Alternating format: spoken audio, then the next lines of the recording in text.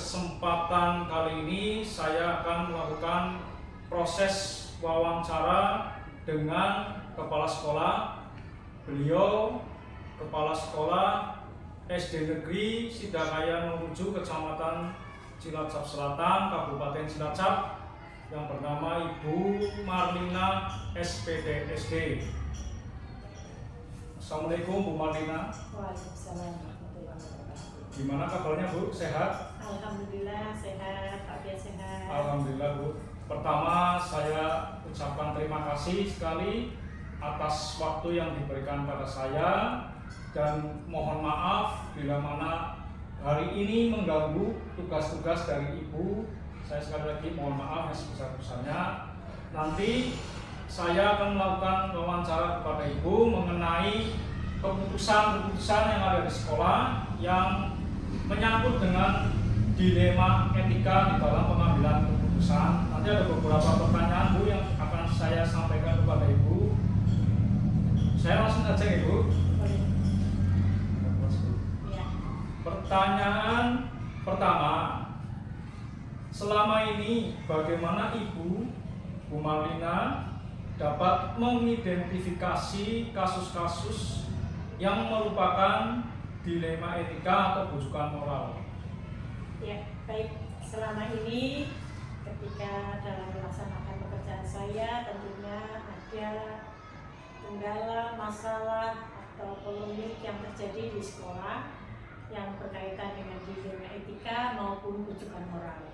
Untuk mengidentifikasi kasus itu, tentunya saya akan melihat apa masalah yang terjadi, bagaimana masalah itu bisa terjadi, kemudian dampak apa yang akan timbul dengan adanya kasus-kasus itu. Disitulah saya akan menentukan bahwa itu termasuk masalah yang menyangkut dilema etika ataupun bujukan moral.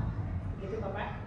Baik, terima kasih Bu. Untuk pertanyaan yang kedua, selama ini bagaimana Ibu menjalankan pengambilan keputusan di sekolah Ibu, terutama untuk kasus-kasus di mana itu Bu biasanya ada dua kepentingan yang sama-sama benar atau sama-sama mengandung nilai kebaikan?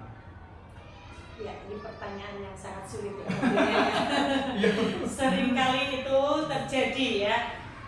Ada satu permasalahan atau kasus di sekolah yang semuanya benar. Ibarat kata seperti makan buah si malakama. Ini yang sangat sulit. Tapi kita tetap harus mengambil keputusan kan. Intinya seperti itu. Nah, tentunya keputusan yang akan diambil ini akan dipertimbangkan pada dampak. Seandainya saya mengambil keputusan yang A, dampaknya apa? Jangka panjangnya, jangka pendeknya itu seperti apa? Jadi tentunya keputusan yang diambil itu tentunya adalah yang paling minim berdampak. Intinya seperti itu Pak.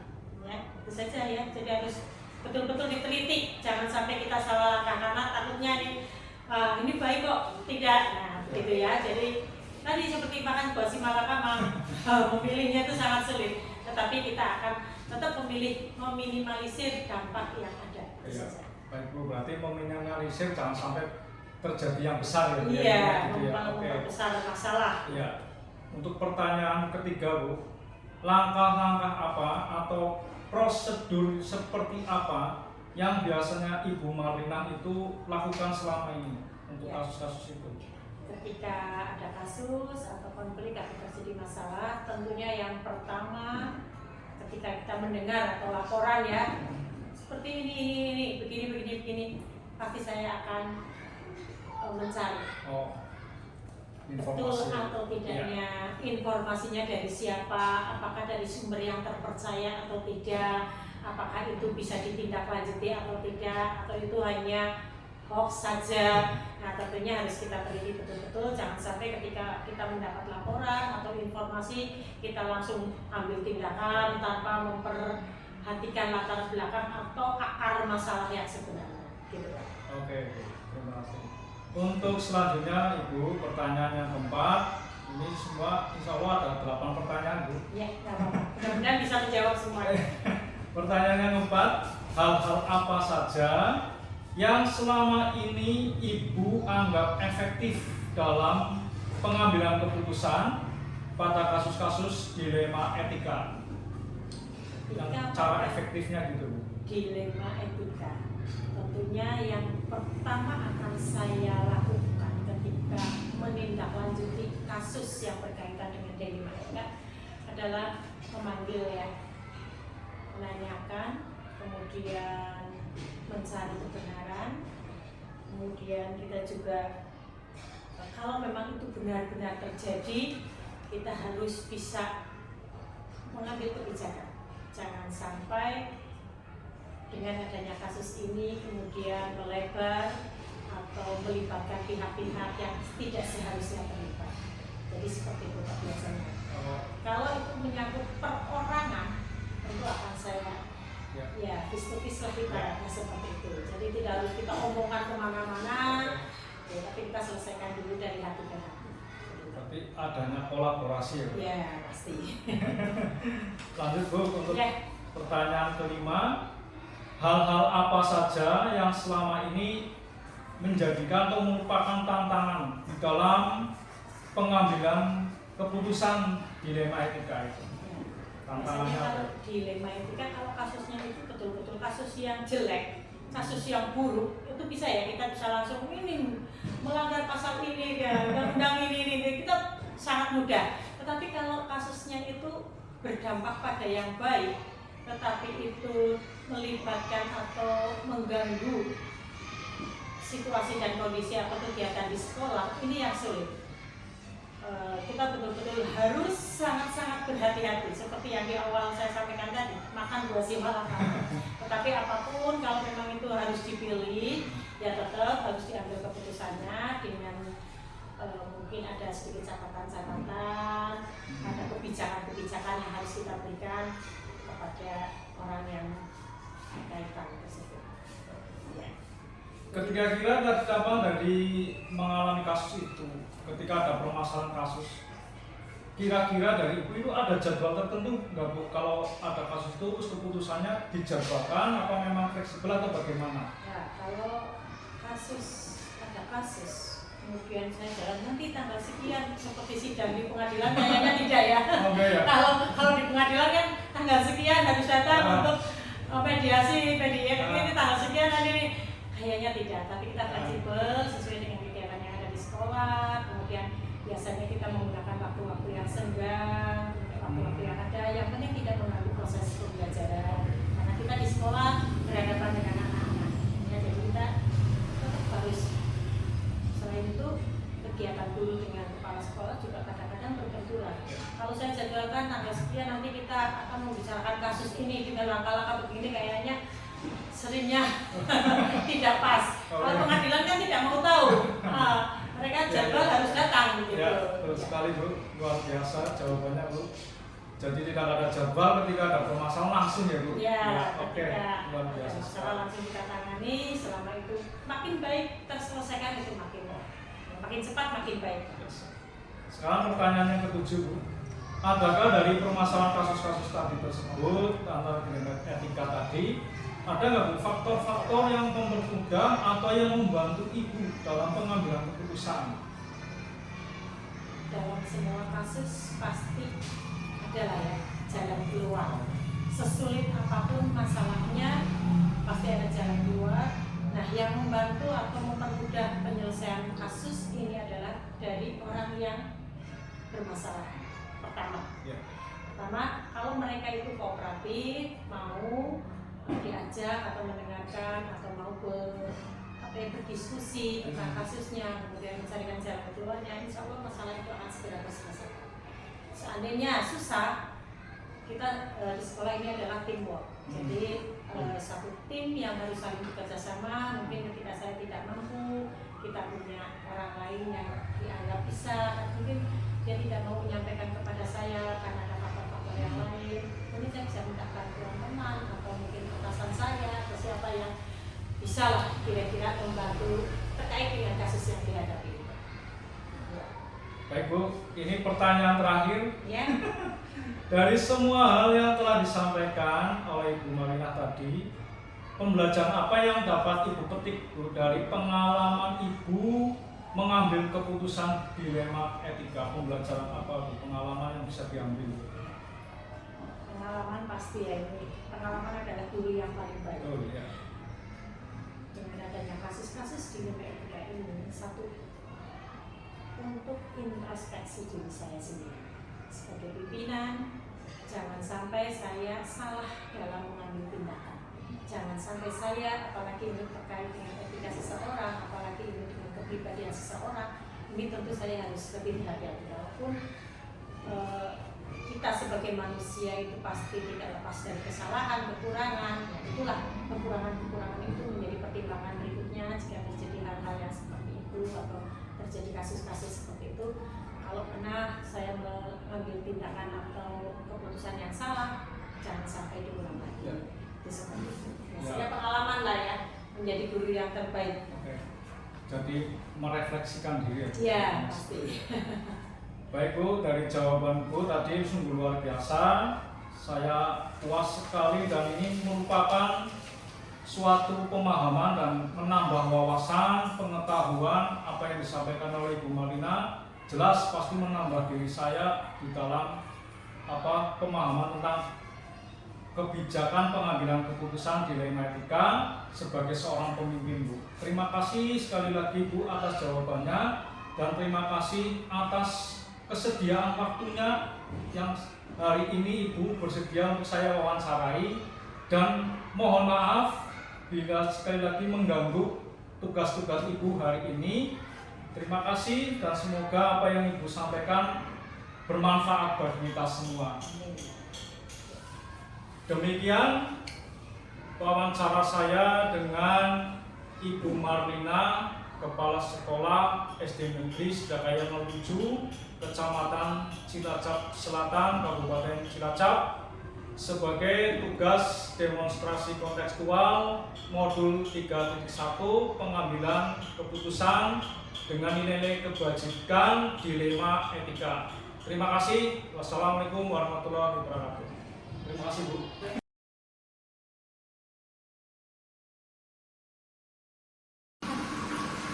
Assalamualaikum warahmatullahi wabarakatuh. Waalaikumsalam warahmatullahi wabarakatuh. Pada kesempatan kali ini saya CDP Angkatan 11 Kabupaten Cilacap akan melakukan wawancara dengan salah satu kepala sekolah.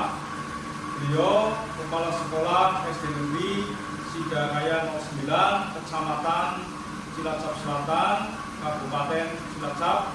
Beliau bernama Ibu Rudiati SPD. Kami akan melaksanakan atau melakukan wawancara mengenai keputusan dilema etika. Assalamualaikum Bu Rudiati. Waalaikumsalam Bapak Dian. Sehat Bu Rudiati? Alhamdulillah, hari ini sehat. Oke, monggo. Ya, mohon izin Bu Rudi, saya akan melakukan wawancara dengan Ibu mengenai keputusan dilema etika di dalam pengambilan keputusan di sekolah, mengenai hal-hal yang ada permasalahan dilema mengenai keputusan yang ada di sekolah. Sebelumnya saya terima kasih sekali atas waktunya untuk diberikan kepada saya, dan mohon maaf bila mana mengganggu tugas-tugas Ibu pada hari ini. Itu Bu. Saya langsung saja ya Bu.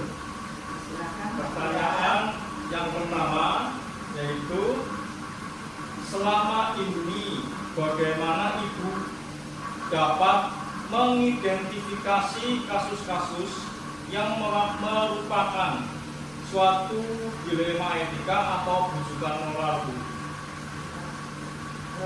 Selama saya bertugas, itu kan sering muncul adanya kasus-kasus yang membutuhkan pertentangan batin, pertentangan batin kita, adanya dilema. Jadi kasus-kasus ini cenderung muncul karena adanya beberapa kepentingan yang tidak sama. Nah, Di antara unsur-unsur yang ada di sekolah, kemudian itu menjadi isu dan bahan-bahan diskusi serta pembicaraan di antara unsur-unsur sekolah. Langkah-langkah saya dalam menyikapi hal tersebut itu akan melakukan klarifikasi dulu dan konfirmasi terhadap pihak-pihak yang teridentifikasi untuk dimintai keterangan dan pendapat terhadap apa yang menjadi permasalahan tersebut. Nah, dengan asumsi, kita berasumsi bahwa permasalahan pasti akan bisa diselesaikan. Kuncinya dengan komunikasi dan koordinasi. Itu ada kata kuncinya itu Pak Rian. Kita harus berkomunikasi dan berkoordinasi. Kemudian akan diputuskan dengan mempertimbangkan, meminimalisir potensi-potensi yang negatif, yang jelek-jelek dari keputusan tersebut, dan kita harus memaksimalkan potensi-potensi yang positif dari apa yang kita ambil keputusan tersebut. Kalaupun di lingkungan sekolah kita belum bisa mengatasi hal tersebut, kita bawa, kita komunikasikan, kita koordinasikan dengan pengawas sekolah. Seperti itu Pak Fian. Oke Bu. Dan yang pertama, nanti ada beberapa pertanyaan Bu. Mohon gitu, maaf, masih banyak ya? masih banyak gitu. Oke Bu, lanjut ke pertanyaan kedua. Bagaimana selama ini Ibu menjalankan pengambilan keputusan di sekolah Ibu, terutama untuk kasus-kasus di mana ada dua kepentingan yang sama-sama benar atau sama-sama mengandung nilai kebajikan? Nah, ini lumayan rumit ini. Ya Bu, dilema sekali ya Bu. Ini dilema sekali karena di dalam sekolah sendiri itu kan ada beberapa orang guru, ya kan? Itu bagaikan satu keluarga, tentunya mempunyai watak sifat yang berbeda-beda. Ketika di antara kita ada permasalahan yang sama-sama kelihatannya benar semua, tapi tetap ada kepentingan-kepentingan di antara mereka, tetap sebagai kepala sekolah kita menampung semuanya, kemudian kita pilah. Oh, permasalahan ini meskipun sama-sama benar, ini mengandung kepentingan pribadi atau tidak? Begitu. Kemudian permasalahan ini tetap kita selesaikan bersama, tetapi tidak menyakiti satu sama lain. Jadi kita angkat permasalahan ini kan sama-sama mengandung nilai kebenaran dan kebajikan. Jadi secara etika betul itu dilema sekali. Jadi ini harus benar-benar mengandung nilai kebenaran atau kesetiaan, rasa keadilan, belas kasihan, kemudian dampaknya seperti apa. Jadi sebagai kepala sekolah, sebagai orang tua harus betul-betul bijak dalam hal ini, dalam mengambil keputusan bersama supaya tidak terjadi perpecahan juga di antara guru-guru dan kita sebagai pimpinan. Kira-kira seperti itu Pak Fiat kalau saya lakukan setiap harinya. Ya, saya kira sangat bagus sekali Bu. Mengenai keputusan yang diambil oleh Ibu Rudiati sangat luar biasa. Terus kemudian Bu, langkah-langkah atau prosedur seperti apa yang biasa Ibu Rudiati ini lakukan selama ini? Langkah-langkahnya seperti apa ya? Nah, ini masih berkaitan dengan permasalahan yang tadi ya. Iya, bisa jadi. Setiap permasalahan yang berhubungan dengan etika pasti ada dilemanya. Bagaimana kita akan mengambil keputusan tersebut setelah kita tahu permasalahan yang terjadi di antara kita. Intinya kita kan harus selalu berpihak kepada peserta didik. Nah, seorang guru tentunya ujung-ujungnya bukan untuk kepentingan kita, tapi untuk kepentingan peserta didik. Jadi kasus-kasus seperti ini kita harus berpikir dan berbasisnya itu hasil akhirnya, outputnya itu seperti apa. Jadi harus tahu aturannya bagaimana, kemudian berpikir ini rasa peduli. Nah, jadi kepedulian itu sangat penting. Seorang guru harus memiliki tidak hanya peduli, tapi harus setia. Nah, setia mendampingi anak didiknya. Nah, tahap berikutnya kita lakukan investigasi, memeriksa kembali fakta-fakta yang ada di lapangan, temuan, peluangnya bagaimana, kemudian kita akan membuat keputusan. Nah, keputusan ini pun tidak langsung, tapi harus kita tinjau kembali hingga kita punya keyakinan, kebenaran di dalam kita membimbing anak-anak. Kemudian kita juga selalu bersandar kepada Allah yang Maha Kuasa dalam mengambil keputusan yang bertanggung jawab. Karena secara moral, apapun yang kita lakukan, apapun yang kita putuskan, pasti dampaknya adalah moral. Kita bertanggung jawab secara moral kepada Allah, kepada Tuhan yang Maha Esa. Seperti itu, Pak Fian. Ya, terima kasih sekali, jawabannya luar biasa lagi. Bagus, karena itu kan keseharian seperti ya, itu. betul sekali, Bu Rudi. Terus yang keempat, Bu Rudi, hal-hal apa saja yang selama ini Ibu anggap efektif dalam pengambilan keputusan pada kasus-kasus dilema etika, Bu? Nah, seperti pertanyaan-pertanyaan yang tadi, ini berkesinambungan, Pak Fian. Ada hubungannya. Nah, ini dalam kasus pengambilan keputusan dengan dilema etika, hal yang efektif itu perlu dilakukan adalah menyederhanakan pokok permasalahan dan membangun kebijaksanaan. Tuh, kemudian untuk hal-hal yang efektif dalam pengambilan keputusan pada dilema etika ini, menurut saya pribadi itu intinya tadi komunikasi. Ya, jadi ada hubungannya dengan yang tadi. Apapun itu, kalau tidak ada komunikasi, tidak akan terjalin atau terhubung. Tuh, jadi komunikasi pun kita harus dengan kepala dingin, tidak boleh membawa perasaan yang emosi, marah ketika seseorang sedang emosinya tidak stabil, sangat berbahaya ketika mengambil keputusan seperti itu. Jadi kita harus sama-sama dewasa, antara kepala sekolah dan guru sama-sama menjadi seorang yang dewasa, sehingga akan menghadirkan suatu keputusan atau solusi yang bisa diterima oleh semua pihak. Mungkin itu saja, Pak Fian. Ya, oke, Bu. Lanjut ke pertanyaan berikutnya. Hal-hal apa saja yang selama ini merupakan tantangan Bu dalam pengambilan keputusan pada kasus-kasus dilema etika? Tantangannya apa? Betul sekali. Ketika kita mengambil keputusan atau kebijakan, tentu saja tidak langsung diterima oleh semua pihak.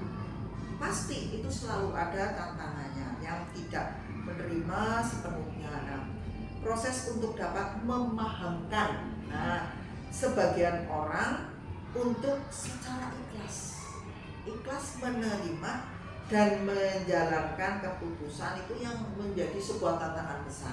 Bagaimana sih cara orang itu menerima keputusan kita? Nah, jadi untuk keputusan-keputusan yang sudah diambil bersama harus tetap setia dalam menjalankan itu, menjalankan keputusan yang sudah disepakati. Ya, kita ini tidak jemu-jemu dalam pengambilan keputusan itu berkaitan dengan tadi kepentingan pribadi. Nah, di sini betul sebagai kepala sekolah memang kita kesampingkan dulu lah yang kepentingan pribadi. kita kesampingkan kepentingan pribadi maupun pendapat saya pribadi yang mungkin termasuk yang minoritas ya gitu. Jadi kita harus siap menerima juga jika ada keputusan yang lebih baik ya, bukan datangnya dari saya. Kita juga harus siap menerima meskipun saya sebagai kepala sekolah tidak boleh memaksakan kehendak saya jedet gitu ya. Sebagai kepala sekolah kita mengambil kebijakan, mengambil keputusan guru harus seperti ini, bukan seperti itu. Itu adalah langkah yang tidak bijak. Harus dimusyawarahkan. Kalaupun keputusan saya itu tidak baik, kurang ya kita harus mau menerima meskipun sebagai pimpinan. Itu Pak Fian. Berarti kata kuncinya komunikasi dan kolaborasi. Betul, iya. Jadi sudah ini kita komunikasikan, kita kolaborasikan, bukan keputusan sepihak. Betul, begitu Pak Fian. Oke, terima kasih Bu Budi. Untuk pertanyaan yang keenam, apakah Ibu ada jadwal tersendiri dalam menyelesaikan kasus-kasus seperti itu tadi? Kira-kira ada jadwal tersendiri mengenai prosedurnya untuk menyelesaikan masalah kasus dilema itu tadi? Nah, kira-kira ada jadwalnya apa tidak? Kalau mengenai kasus-kasus seperti ini, Ibu tidak terjadwal Pak Fian, karena permasalahan itu kan tidak tahu munculnya atau datangnya. Jadi kita memprioritaskan manakala ada permasalahan yang muncul, kasus mana yang harus diselesaikan terlebih dahulu.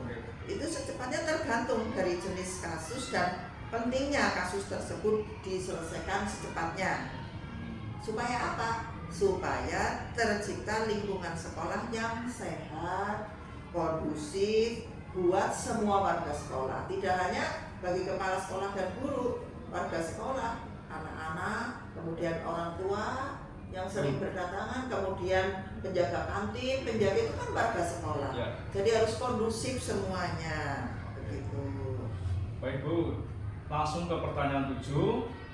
Kira-kira ada faktor-faktor yang mempermudah atau membantu Ibu dalam mengambil kasus-kasus dilema etika seperti itu? Ada faktor yang mempermudah nggak Bu? Yang membantu Ibu ada nggak? Oh, tentu saja. Kita hidup itu kan bukan hanya sebagai makhluk individu kan.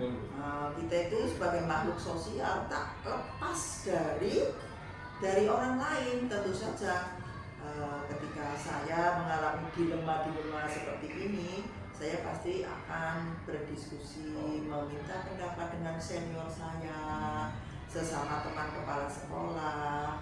Terus bisa jadi kepada guru lain meskipun usianya lebih muda, kalau ilmunya bisa kita serap, bisa kita pahami, kemudian dari pemangku kebijakan lainnya yang terkait bisa untuk mengambil keputusan bersama-sama supaya tidak menimbulkan kekeruhan lagi. Jadi tentu harus ada ini, saya itu tadi Pak, punya teman, punya atasan, punya banyak orang yang bisa mempermudah, membantu saya ketika ada permasalahan. Intinya ketika kita punya permasalahan jangan takut, pasti ada solusinya. Dan yang lebih penting kita harus selalu berdoa. Apalagi ya Pak Fian, masih ada? Insya Allah satu lagi nih Bu.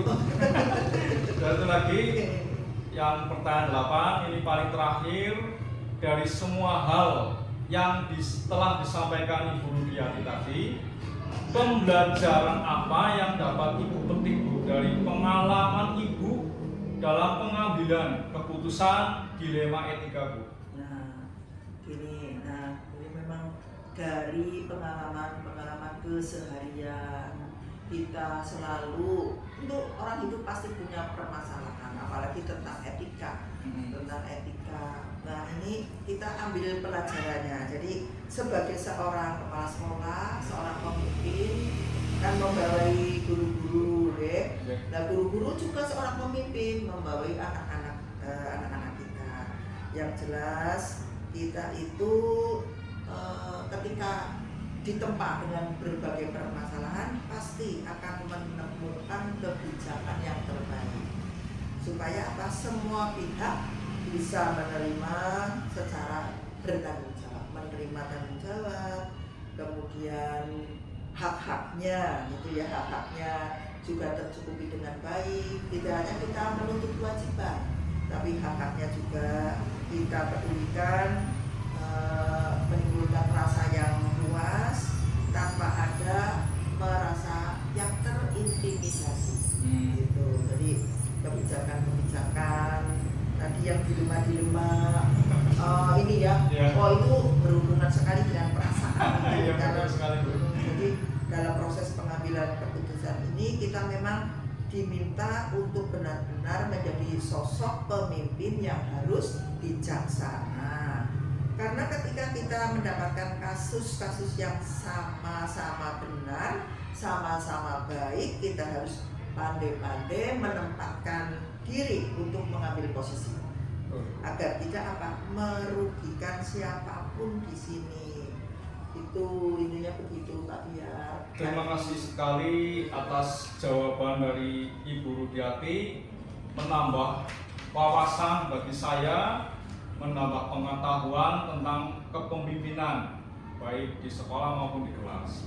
Sekali lagi saya ucapkan terima kasih sebesar-besarnya buat Ibu Rudiati atas kerjasamanya pada hari ini untuk melakukan percakapan wawancara dari saya. Semoga apa yang dilakukan Ibu Rudiati bermanfaat bagi kita semuanya dan mendapat pahala dari Allah Subhanahu wa Ta'ala. Terima kasih sekali lagi dan mohon maaf sudah mengganggu waktunya. Gitu.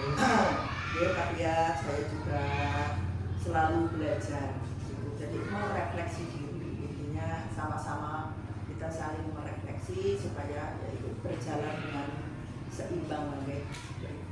Terima kasih.